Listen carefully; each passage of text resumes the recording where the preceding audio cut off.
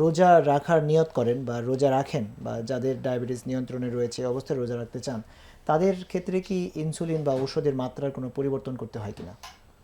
হুম, ধন্যবাদ আপনাকে, ভালো প্রশ্ন করেছেন। এটা আমাদের দেখা যাচ্ছে যে আমাদের যে ডায়াবেটিস রোগীরা আছে অনেকেই তো মনে করে যে এটা যেহেতু আল্লাহর ইবাদত, জি। কাজেই আমি যা আছি সেভাবে চলতে থাকবো, অথবা অনেকে আছে যে যে তিনি যে ওষুধটা গ্রহণ করছিলেন এটা সম্পূর্ণ বাদ দিয়ে দেয়।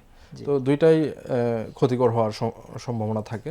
তো এই ক্ষেত্রে যেটা নিয়ম সেটা হচ্ছে ডাক্তারের সাথে পরামর্শ করলে আমরা তখন, যেমন কোনো রোগী যদি উনি যদি 3 বেলা 4 বেলা ইনসুলিন পায়, তাকে আমরা 2 বেলা বা 3 বেলায় কীভাবে এটাকে সংকলন করা যায়, জি। অথবা উনি যদি কোনো ডায়াবেটিসের এমন কোনো ওষুধ পায় যেটা সুগার অতিরিক্ত মাত্রায় কমিয়ে নিতে পারে, তো সেটাকে আমরা অনেক সময় ডোজ রিডিউস করে দিই, জি। ডোজটা কমিয়ে দিই, অথবা সেই ডোজটাকে সময়টা পরিবর্তন করতে হয়। যে ওষুধটা সে হয়তো অন্য সময় সকালে খাচ্ছে, রোজার সময় হয়তো এটা সন্ধ্যায় বা ইফতারের সময় খাওয়া লাগছে, এরকম কিছু পরিবর্তন সাধন করতে হয়।